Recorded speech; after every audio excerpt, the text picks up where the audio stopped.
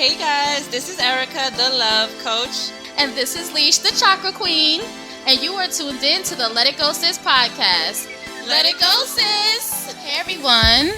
So, we are here for another episode of the podcast. And before we start today, I just wanted to say thank you to everyone who was listening because we're getting such great feedback. Like, everybody's telling us like how much this podcast is needed. I actually spoke to one of my mother's friends yesterday her and her daughter are actually listening to the podcast, and she basically said this is needed. And me and Erica are really happy about that because this is exactly why we're doing the podcast. Yes. To help people. And one of the things that she said to me that truly stood out, she was like, a lot of people don't realize that they need this and that they are living within trauma. And I'm like, exactly. We're here to help people realize that they have trauma, which is so funny because today's episode is actually about trauma. Yes, it is. So we're going to talk about trauma today. So, Erica, what do you feel like trauma is? Well, most people always think that trauma is just the big serious stuff like physical abuse, sexual abuse, those kind of things. Mm-hmm. But in reality, trauma is actually defined as any experience that causes you physical or emotional pain. Mm-hmm. So that can be a ton of things. Right. That's true. I think there's actually 3 categories for trauma. There's acute trauma, there's chronic trauma, and then there's complex trauma. So acute trauma would be like a single event, like say somebody called you ugly. That was like a single event that caused trauma for you. Chronic trauma could be more so like abuse or like domestic violence. Mm-hmm. Well, it's the same thing, abuse and domestic violence. Like reoccurring. So it's chronic, obviously, that's reoccurring. So a reoccurring trauma. And then there's complex, where you're just kind of going through a whole lot of different things like physical abuse, mental abuse, traumatic experiences, life, bullying in school, like just a whole lot of just going through so much. Everything mixed up. Exactly. So that goes back to, what you originally said, that a lot of people think when you say the word trauma, it's like, oh, this person is abused. Like, no, it can literally be something like acute trauma where your mother just said something to you like, when you were a child, which something about your weight and exactly. Now you're self-conscious. Right, self-conscious, and you might be anorexic, now right. Because somebody said, oh, you got a gut. It was a single event that caused you to be like, oh my God, I got to make sure, I. So it's not always about domestic violence. Right, mm-hmm. Exactly. So, we just wanted to point that out because a lot of the times when we talk about trauma, people are like, everything's not trauma. And we're like, it kind of is. It usually is. Right. It stems from childhood trauma. Exactly.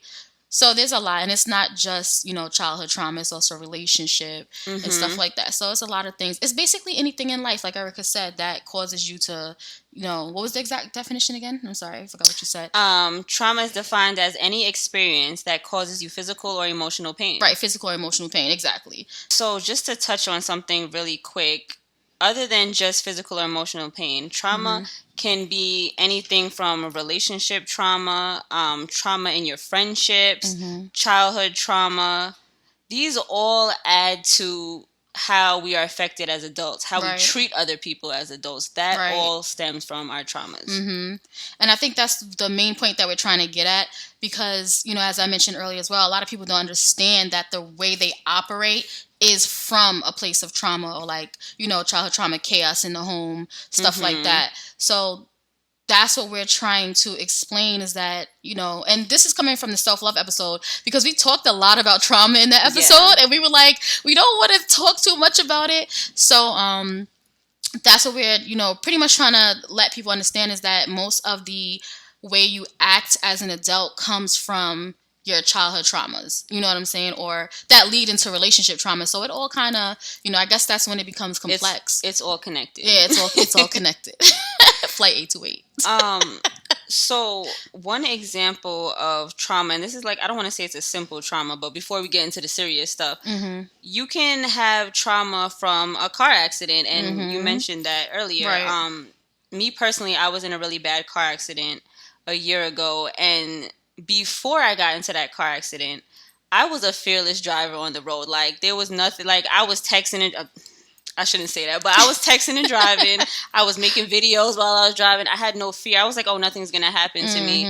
And once I got into the car accident, which I thought I was going to die, I was on a really big parkway with big, trucks, semi-trucks, and that experience now made me scared to drive outside of my town. Like, I literally won't drive further than 30 minutes away from my house because I'm scared of what could happen, because I wasn't in my area when this happened. I was far. I was like an hour away. Right. So being in a place you don't know the area, now I'm terrified. Anytime someone speeds past me, I think they're going to hit me. Yeah. It was so bad to the point where, like, right after my accident happened and I finally started driving again, like a month later, I would have panic attacks. Anytime someone would speed past me, I would start hyperventilating. And that is a form of trauma. You know, it's not childhood trauma, obviously, but we're just giving you these examples to show you that anything can give you trauma if it's something serious that, like it says, gives you physical or emotional pain. That was an emotional trauma because now I'm scared, you know? So it could be anything like that. Do you have any trauma things that you want to talk about? It's so funny because a lot of people know that I don't drive either. Well, I don't say either, but I don't drive at all because I like have really bad anxiety about driving. I feel like my trauma doesn't necessarily come from driving itself. It just comes from anything that makes me feel like I could die. I was just telling Erica about like when I was younger. So I do have like FSGS. This is like a kidney disease or whatever. Most of the people who have FSGS, they don't make it past a certain age. I'm not exactly sure what it is, but like I just remember going to the doctor as a kid and them telling me, you're lucky to be alive, you're lucky to be alive, you're lucky to be alive. And I just remember, hearing that so much that the older I got, I didn't want to do anything that can kill me, like, that I feel like, so one of those things is driving. I have horrible anxiety. Like, I know how to drive. At some point I was taking my road test, but I just know, like, I'm one of those people, like, I'm like, when I'm driving, I feel like the road moves. It's like really weird. So I'd rather just not drive. Yeah. But, and I've also been into car accidents. So that just reiterated, I'm just like, I don't want to be behind the wheel at all. I don't want to be the cause of an accident. And I've been in accidents with other people driving, So yeah, there's a lot. There's a lot of trauma associated with like driving and stuff. I actually went to therapy for that, and I think it was horrible. Like they did say I had a lot of PTSD from my accident, but I think the therapy was just it wasn't helping. It wasn't helping at all. I was just like, whatever. I'm just never gonna try. I'll be all right. Speaking of like accidents and PTSD and stuff like that, let's talk about triggers, because I didn't even think about that when we were talking about it before this episode. But triggers are basically what makes you like remember that trauma. Right. That's true. So basically when you're driving in that situation, me seeing someone speed past me is my trigger. Right. Because the person who hit me was speeding. Exactly. And this can help us get into like childhood trauma and relationship trauma.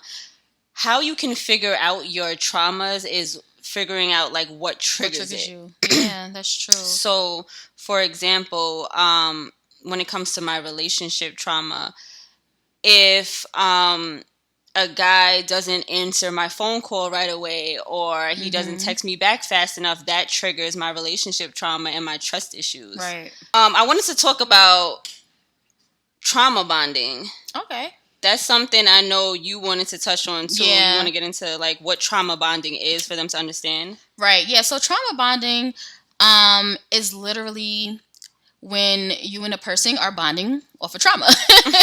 So like I'll say like I'll talk about like relationship trauma bonding. I know that I've been in a situation where like I went through something traumatic, and at the same time, I had met someone who just went through something traumatic as well. And then we bonded on the fact that we were both hurting, So we would just talk about our hurt back and forth, and, it started conversation, and then now we're chilling all the time. And, now, and the thing about trauma bonding is I can't say that it can't turn into love, but you just have to understand where you're starting from. Like you're starting from the bonding from off of a trauma. So what happens is, say one or both people start to develop, or grow within the relationship, you no longer have that bond anymore because somebody's growing. So when one person may want to stay stagnant, like, no, we're bonding off of the hurt, and the other person's like, well, I'm not hurting no more, I'm healing. You know what I'm saying? Now there's no more bond. So yeah, that's definitely one of the the things, and this can also be in a friendship. And I think Erica had something to say of like trauma bonding within a friendship. Yeah, trauma bonding in a friendship is basically similar to a relationship. The only difference is it's obviously not romantic. So I have an example of that, like with someone that I was friends with. We trauma bonded because we could relate to each other's relationship traumas. So our whole friendship in the beginning was based off of us man bashing. Exactly. Our conversations were constantly, oh, men ain't shit. Right. Oh, what does your man do? He's cheating on you. Oh, he's doing this. Like all of our conversations were negative. It was toxic. Right. It was a toxic friendship. And that's what trauma bonding in a friendship is. You have that bond with that person because of your trauma. Like my trauma of the negative was experience. My trauma was all my bad relationships, and she had bad relationships herself. So that's how we connected on that level of just us bad mouthing our relationships constantly, and it got us excited. I remember being like, when your friend calls you and you're like, girl, let me tell you what this dude just did. Yes. It was exciting, and it was like, what he do? Right. So, but then I realized when I started to go through my trauma healing, exactly. Those type of conversations didn't excite me the way they used to. Exactly. You still kind of like, oh, what happened? But it's not, you don't have that trauma bond anymore. Right. It's like, okay, I get it. This person hurt you, but now it's like, okay, what are you going to do about it? Right. So when she would contact me about her drama in her relationship, it wasn't fun to me anymore. I didn't really want to hear it. It was like, okay, you're complaining about this person. What are you going to do? Right. Are you going to leave them? Are you going to fix it? Are you going to heal? And they didn't want to heal. It was just drama all the time. Right. And that goes to something we want to talk about too. But I'll talk about that after. Well, yeah, like you were outgrowing the friendship. And I think that's what I was getting at before too about, it's not so much, it becomes an attachment. Like your friendship becomes an attachment. That relationship becomes an attachment. And that's not what a friendship or any relationship should be based off of, because an attachment, again, is something that when you're looking for somebody to fulfill you, and like Erica said, that drama was making you excited, because you were connecting on that negative vibration, or on that negative friendship. So yeah, that's definitely trauma bonding. It happens to all of us. We all have negative experiences. It's kind of just like needing someone in that moment type of vibe. So right. And when these people don't connect with you on that level anymore, right, it's the friendship. I don't want to say the friendship's always over, but it pretty much will eventually end because you don't have anything in common anymore. That person is still in their toxic mentality, and you're like trying to stay away from that kind of thing, whereas she was constantly complaining about her relationships. I'm sitting here going, I want a happy relationship. I want to talk about a good relationship, and it was draining. And that happens when you're trauma bonding in a relationship. You don't want to hear the BS all the time. It's like, exactly. And can we talk about happy, positive things? Right. And this actually goes to childhood trauma, because I just had this pop in my head. Like, that's something I had to deal with my mom and my family, is they're constantly talking about either other people or gossiping or just being negative and having an attitude all the time. And I'm like, can we talk about something happy? Because of their childhood trauma, our parents are like, they're affecting us by talking about their trauma. And now that we're healing, it annoys us. Right. You know what I saw too? You just remind me of this post that I saw a long time ago about like little girls say like they lose trust, like they're not good at friendships because the first woman, like their mother, that they trust, they lost their trust from the first person that they trust, and it's their mother. Because you ever hear how somebody says like your mother's on the phone telling your aunt your business, and it's just like my mom used to do that. Right. It's like, I'm telling you something, and now you're telling my aunt. I never said, I personally don't care, but I understand. It's like you're telling people my business, and that's the first friendship or the first female person you confided right in. The first person you confide in as your mother is telling your business. And that can also be the same thing with females who like are like that too. You have friends that are just telling your business, and it's like, well, that's normal for her, right, that's what she's used to. That's what she's used to. Her mother did that shit. So I think that goes back to what we were talking about with chaos in the household. Yeah, so that goes back to childhood trauma too. Like, when you have a chaotic household and stuff like that, that also defines who you become as an adult too, especially within relationships, because you're used to this chaotic environment that you feel you have to create that in your adulthood with relationships or friendships as well. That's actually one of my bullet points. I got my notes today, guys. Usually, you guys watch this all the time. We don't ever look at a paper or a computer or nothing. Like, we're usually just freehanding this. But today I was like, let's touch on something. So what you just said about chaos in our childhood is something that I wrote down. People find peaceful relationships boring because of their childhood trauma. Right. Like you said, they're familiar with the chaos and the drama in their family, so they find it normal to have these type of relationships in adulthood. Right. And this is what causes toxic relationships. They're not used to healthy relationships. Right. So the chaotic relationships with the drama and the lying and the cheating is... They don't want it, but it's normal to them. They're used to it. They're used to maybe seeing their dad cheat on their mom. Right. Or vice versa. Or their mom getting hit. Their mom was in an abusive relationship. So when they're in an abusive relationship, they don't want to be in that relationship, but that's that trauma bond. That's what they think love is. They're used to it. They've seen that growing up. So they're like, you know what? I'm going to stay with them and try to work it out. Because that's what their mom did. Right. That's true. And that kind of goes back to the episode when we were talking about, like, do women, why do women like bad boys and stuff like that? It's their trauma. They like chaos. They like the drama. And that's what they're used to. So until you change what you like and what you're used to, or I don't want to say change what you're used to, but choose to live a different life, right, that's when you won't like that stuff anymore. And we talked about that in episode 4. Also, it's like, as we heal and we change, we no longer want stuff that's attached to our trauma. We want to change that and get rid of our trauma. Right. Just understand that, that's not healthy. It's not normal. That's that generational curse being brought down, so you just have to realize that, a lot of our parents. Oh, and this is another thing my mother's friend said to me yesterday. She also mentioned that the outlets that we have now and what we're doing, like the podcast and stuff, they didn't have growing up. Even if you went to, she said, you go to a therapist and the therapist just looks at you like you're crazy. You know what I'm saying? And I think you mentioned something about therapists yesterday, which is crazy. You said basically a lot of therapists, no offense. No offense, because, we're not experts or professionals. We don't have a PhD in psychology.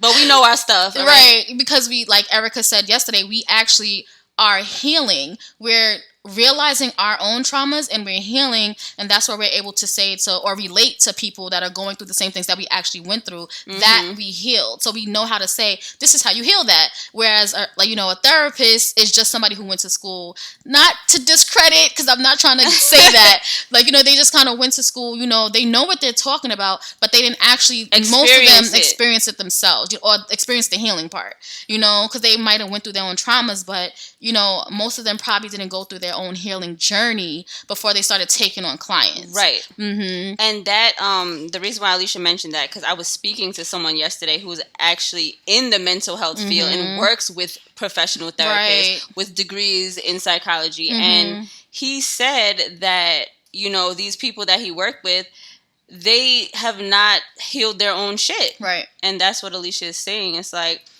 I feel like what we're doing is we've healed certain things and now we're able to help people heal it because we've experienced it. And I read something online that said the best teachers are people who have experienced what they're teaching. Exactly. Not someone who read a book and is like, this is what you do. Right. It's like when you've actually lived it, you're like, no, I've been through that and I don't want this person to go through that or experience what I went through. So we're teaching you guys the methods that we use. Right. And, going back to what she was saying is that, the older generation didn't have the same outlets, podcasts, stuff like that. So, basically we're here, now as our generation, because we have these outlets to heal, we can stop these generational curses from trickling down, you know what I'm saying, by us ourselves healing, and in spreading the word of healing, especially, like minorities and Black people. I just feel like, we have a lot of healing to do because we started at a fucked up place. You know what I'm saying? We really did. Not to say that, other, cultures and stuff don't have, trauma. Everybody has trauma. Mm-hmm. But, slavery and things like that, it really, a lot of our ways stem from that. So, especially like beating, that's another thing that's childhood trauma, like, beating your children. You know what I'm saying? Like, I don't have children, so sometimes I feel like I can't talk about stuff like this. But I personally feel like I don't want to beat my children. I don't beat my kids. You don't beat your kids? No, I just punish them because I feel like, I remember one time I hit my son and he looked at me and he said, and mind you, I hit him pretty hard. This was one time. He said, "That didn't hurt." I was like, "Oh, it hurt? Okay." So now you get punished. Thank you for telling me that. Yo, that is hilarious. But I wasn't trying to. Phone. I wasn't trying to hurt him, so it was like, I'm not gonna beat the crap out of you. I'm not abusive. So, like you said, so I'm not abusive. Like you we don't want to cause no more traumas, okay? We don't want no childhood traumas, okay? But yeah, that can be something when you're constantly beating your child, which, oh my God. I know somebody who lives next door to abusive parents in her apartment, and the stuff she has heard is like disturbing. That, I don't even want to talk about it, but it's just, I know these poor kids are gonna have like really bad trauma when they grow up. To be abused consistently all the time, and like you said, going back to trusting your parents, right? These little kids, she said they're like 8 to 10 years old and they're being physically abused by their parents. And when they grow up, they're either going to think that's okay or they're going to be abusive themselves. Exactly. Either way, it's still not going to be a good outcome. And this is why we need to learn how to heal our trauma so that we don't continue to, continue this pattern, because then our kids grow up this way. They raise their kids that way. And the next kids and the next kids. Exactly. Yeah, it's up to us to finally realize we have these issues and we need to heal them. You know what I'm saying? So again, like you said, so it doesn't keep trickling down the lineage, like, because again, what I said in the last episode, we have to love and live with each other. You know what I'm saying? Your kids is dating my future kids, I guess, and, we don't want them to be in abusive relationships. We want people to actually be happy and stuff like that. So another thing we wanted to talk about today is, kids bullying in school, bullying each other, and how that has to do with childhood trauma as well. Bullying is actually a really big, people have always bullied throughout the years, but I think it's been really like a big thing in the past few years, because it's been on the news where like kids as young as like 8 to 10 years old have been committing suicide because of bullying, And then these school shootings and stuff like that. It's been crazy. That's all. That's another thing. Like, I remember someone telling me the other day, like, "Oh my God, everything's so bad. Lately people are shooting up the movie theaters, and it's like young teenagers and stuff." And I'm like, they need a therapist. They need a coach. They need somebody to help them with their trauma. And they don't understand that it's the anger that they have from their childhood built up is what's causing them to act like this now. Right. They're letting all their anger out on random, innocent people, but it's really their trauma that they should have been handling with their parents. Exactly. Yep. So back to bullying though. Bullying is a big thing, and it's definitely a part of childhood trauma.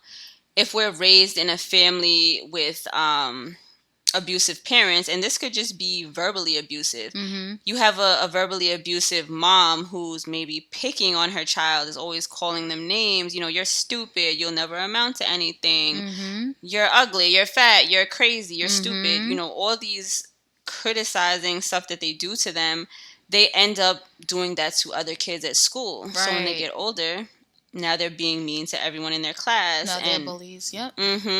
Or a different scenario would be if they were physically abused by their parents, they start beating kids up for no reason. It all goes back to childhood trauma and just realizing that anyone who hurts you, and this is something, everyone's heard this saying, hurt people hurt people. That's a fact. So this is, actually I want to talk about this because this is how you would heal this type of trauma. It's like, how I learned how to not take things personal and heal from just people being mean to me, whether it's my family or my friends or whoever. Mm-hmm. I learned that hurt people. So when I see that someone's being extremely mean to me, I now understand that it's their trauma. So I Right. don't have to react in a toxic way like I used to. Like Right. when our friends would say stuff, so we'd react in a way where it's like we're fighting them, we're arguing with them, or we're Mm-hmm. trying to like prove our point or show that we're better or smarter than them. Right. When reality, it's not even.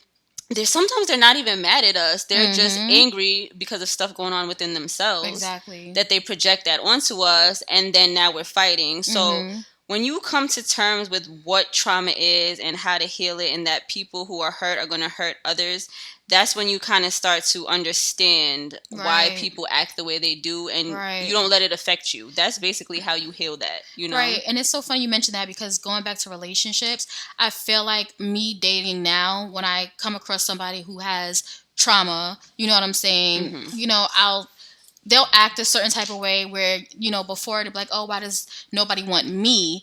But if you think about it, or why doesn't this person want me? But then you start to realize, you know, once we start being aware that this person is just a hurt person that is Mm-hmm. trying to date, when they probably just need to heal what they need to heal first, Yep. you know? And it's just kind of like, it sucks because, like, especially if you want someone, if you really like this person and, you know, they're acting or they're doing things that bother you, like, say a person who just got out of a relationship and they, you know, pop in and out, you know, you want to see them and they come over when they want, or they aren't intimate and stuff like that, you know that it's probably because they're hurt from that last relationship.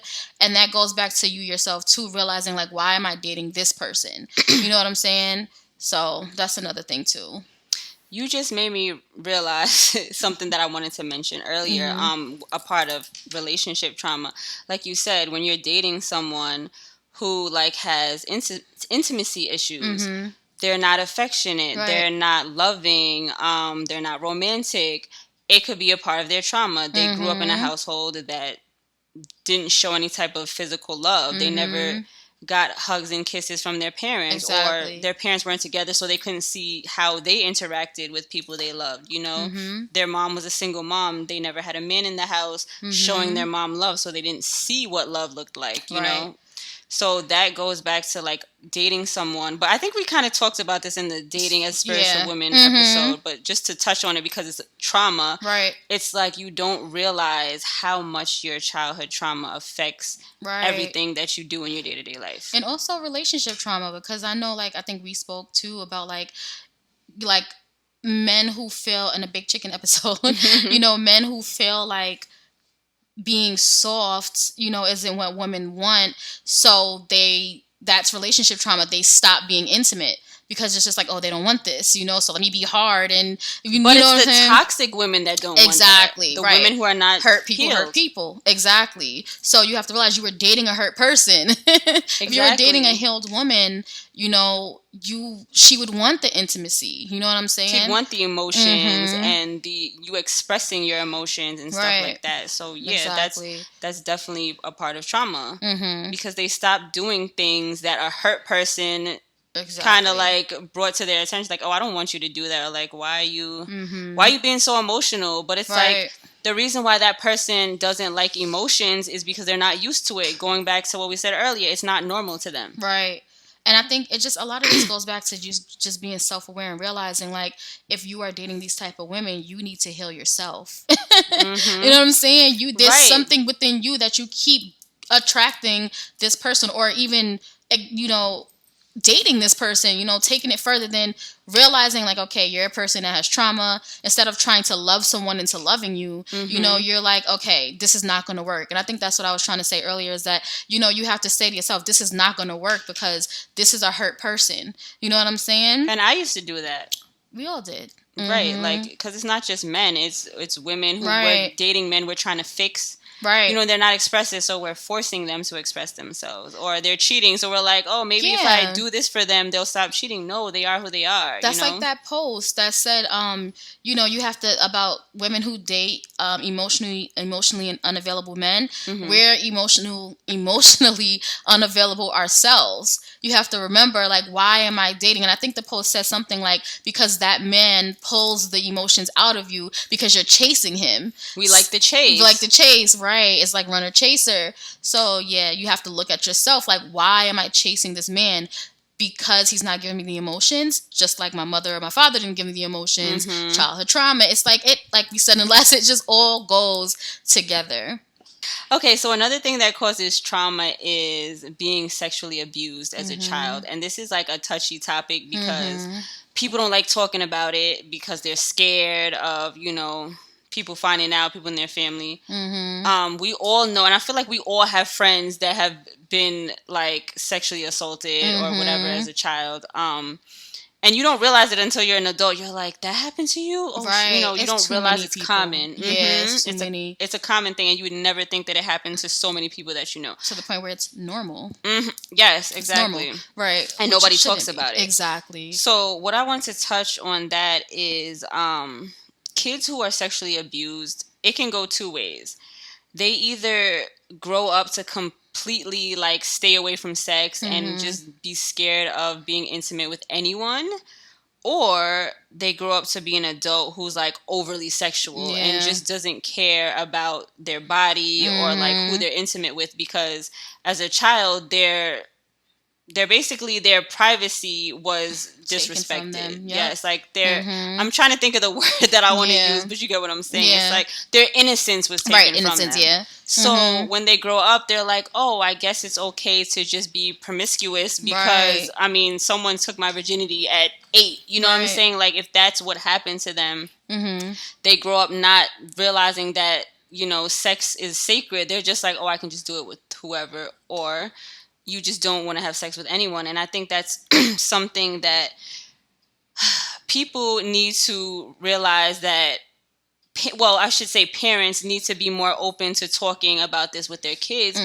because I personally know a lot of people who have been, sexually abused as a child and never told anyone because they're scared of either their parents' reaction or what is the family going to think, or, they're not going to believe them or stuff like that, or just people believe them, but they get like kind of shunned, like, oh, it's not that serious, or, it happened, but you're fine. It was just once, right? Like, I've heard so many stories where they're like, my parents knew about it, and they kind of were just like, I'm sorry it happened to you, but they just pushed it under the rug. Especially, like, a lot of people with toxic mothers. Like, if it was, like, the mother's boyfriend, it's just, like, she wants the relationship so bad because of fulfilling, it's fulfilling her, that she doesn't care that her child was molested by the man she's dating. And they usually shun the child, and it's like, shouldn't you leave the man for touching your child? You know what I'm saying? It's crazy. Yeah.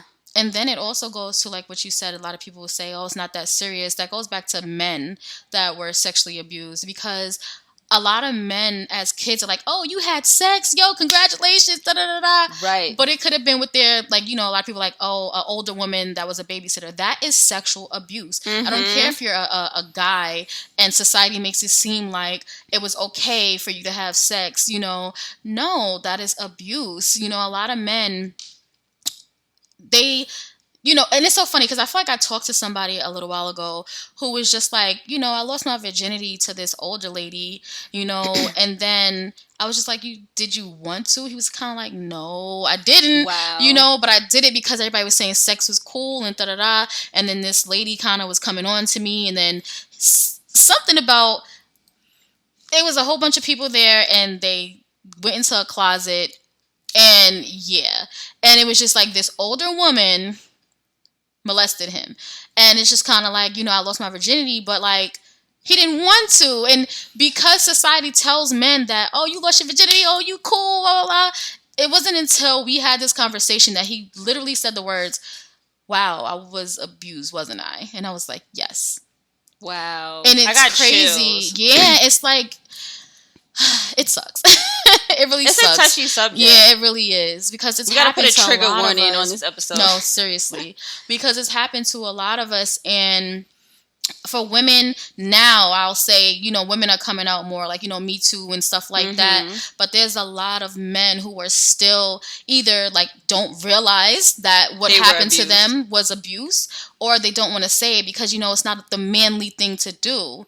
You know what I mean? So yeah, and it's crazy that you mentioned that, because I actually know someone, like a guy, who was well, I say it's sexual abuse. They said the same thing that the person said, is like, oh, I had sex, I lost my virginity to an older woman, and I really liked it, and she was fun, and she taught me this and she taught me that, and they basically told me that this person taught them a certain way of life, and like basically their sexual ways right now is because of this older person.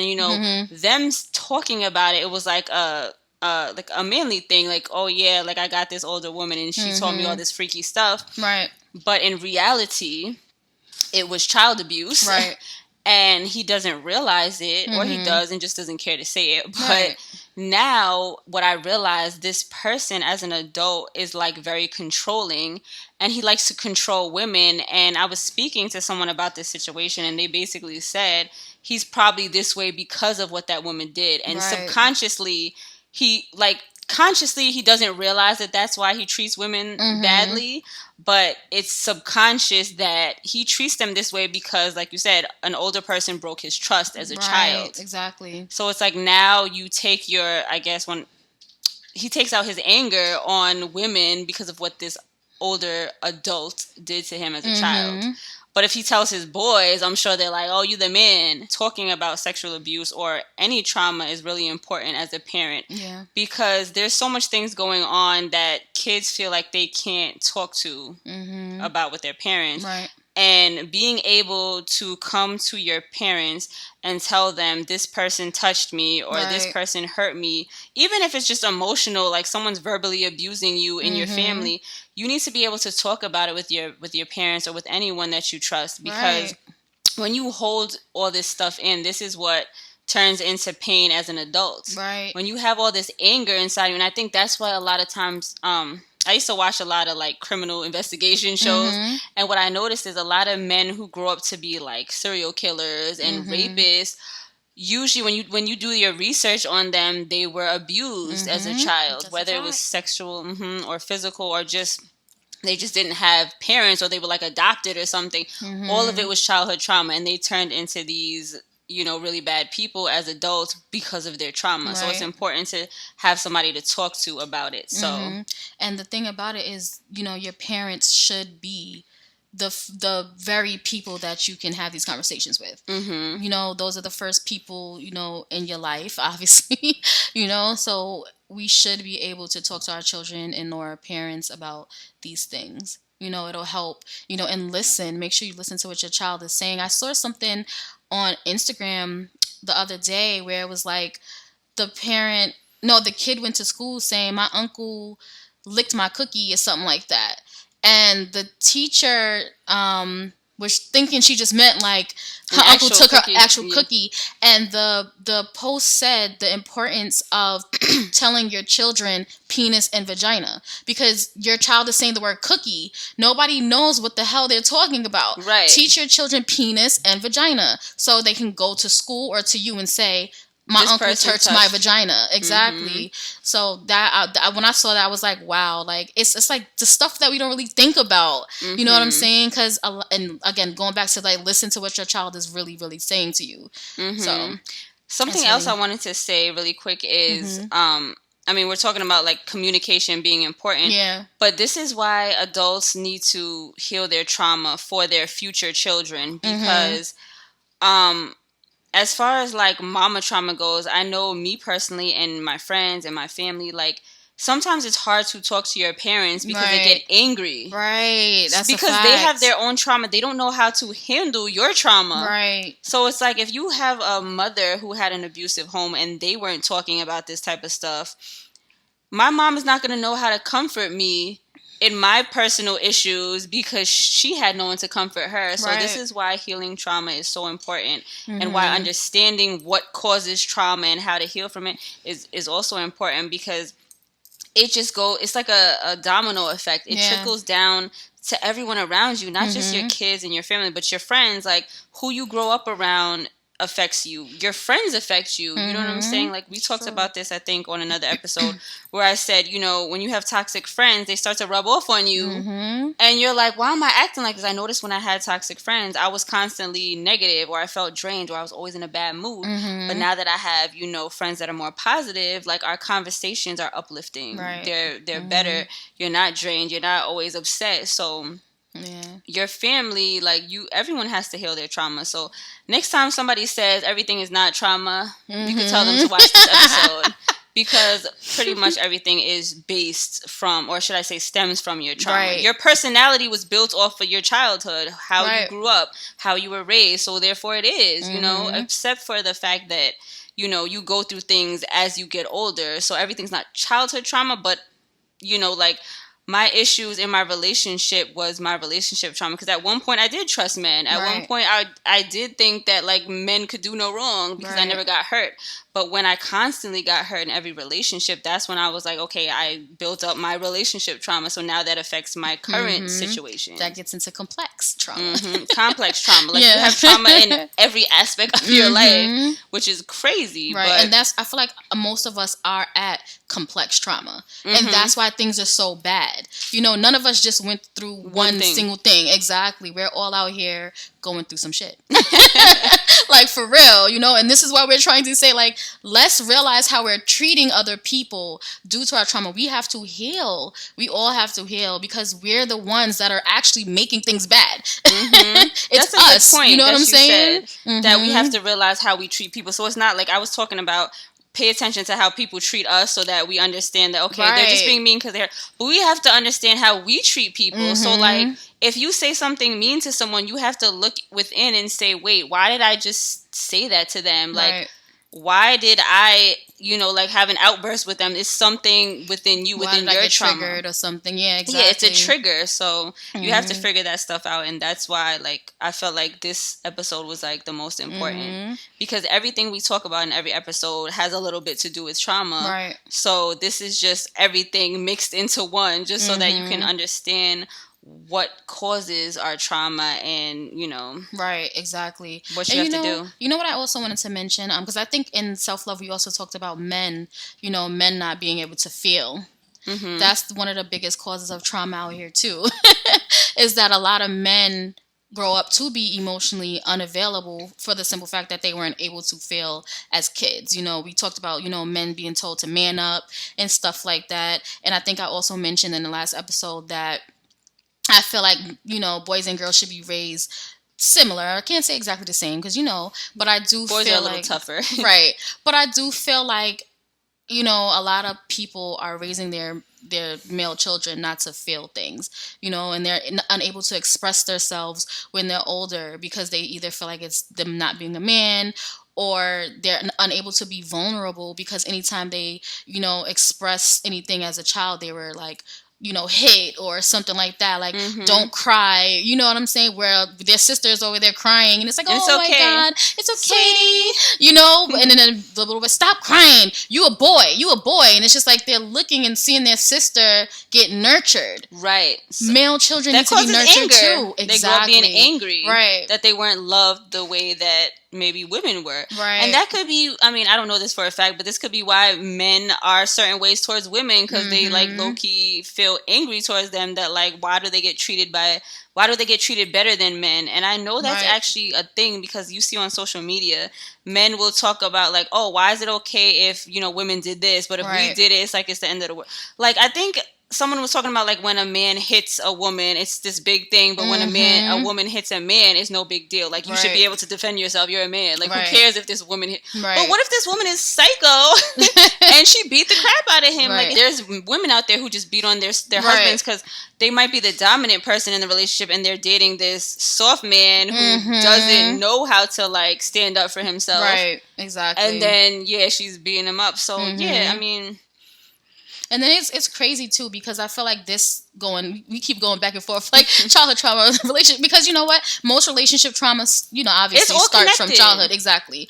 So going into relationships, because these men are unable to feel, and, you know, their parents are telling them they more than likely are going to date a woman who's emotionally available or somebody that you have to chase. That's why a lot of the times when you meet a guy and you're that type of girl that's like, oh, I want to love you, I'm gonna hug you, and you're so lovey-dovey, and they're like, fall back. I'm not used to emotions. You're doing too much for me. I need somebody who's like my parent, who's just like, nigga, mean man up. And they don't realize that subconsciously they want that, or that they need that to feed their trauma. Because it's what they were used to. That's the chaos that they're used to. But see, they'll say that they don't want that. Like, we'll say, okay, well, then you like that type of woman. They're like, no, that's not what I want. Because technically, you want a woman who cares about your feelings. Right. You want a woman who is okay with you expressing yourself. Who doesn't want someone to be okay with that, Exactly. So when you tend to date those type of men or women, it's kind of like, why, like you said, why are you dating these type of people if you don't like that? Because it's foreign. It goes back to, the love that you're receiving, it becomes too much because you're not used to it. So, you kind of just want, it's comfort, we got to get out of our comfort. With that said, we have to get in touch with our emotions and learn how to express ourselves. We have to learn how to accept other people for who they are and just be understanding to people and realize that everything does somewhat involve trauma. And we have to stop just projecting our own bullshit onto people. That's what it comes down to. Yeah. And all this trauma that we have to let it go. I was about to say that. The key fact of all of this, so we can function together, is heal. Let it go. Let it go. Just healing those traumas and actually looking within yourself, like Erica mentioned earlier, is like, what triggers you? If you see what's triggering you, then you'll be able to figure it out, We actually are going to be doing an episode for men about their trauma and their mental health because it's really important to talk about this stuff since we live in a world that they're not supposed to talk about this stuff. That's going to be really exciting. We're going to have a guest on that episode. Yeah. We're actually kind of out of time. We don't want to make the episodes too long. But so we're going to have a part 2 of trauma because there's so much other things that we can talk about. So many other examples that we wanted to use. But now it's just like too much going on. And I think that'll be dope with the, having a male perspective of male trauma. Because, we know a lot, but we're also female. So... We can't tell you everything. Exactly. I think it would be much better for, you guys to hear, from a male's perspective on, trauma and mental health, like Erica said. So, is that it? Are we letting it go? We are letting this episode go, and I hope you guys really enjoyed this episode and really watch this more than once because I want everyone to. This is the purpose. I keep cutting myself off. This is the purpose of this podcast is to teach people what trauma is and how to heal from it because that's what we're doing. Me and Alicia have been doing this for like over a year now and just every day we figure out something else that we need to heal and we're like, oh God. I mean, the healing journey is like kind of never ending, but absolutely. At some point you'll be good enough to live your life and actually live a happy life. You know what I'm saying? So like we say on every episode, don't forget to let it go, sis. Thank you guys for tuning into the Let It Go Sis podcast. Make sure to follow us on Instagram at Let It Go Sis podcast and my personal page, Erica Christine. And my personal page at Artiste Photography and Chakra Queen 222. Don't forget to like, subscribe, and hit that notification bell. Bye.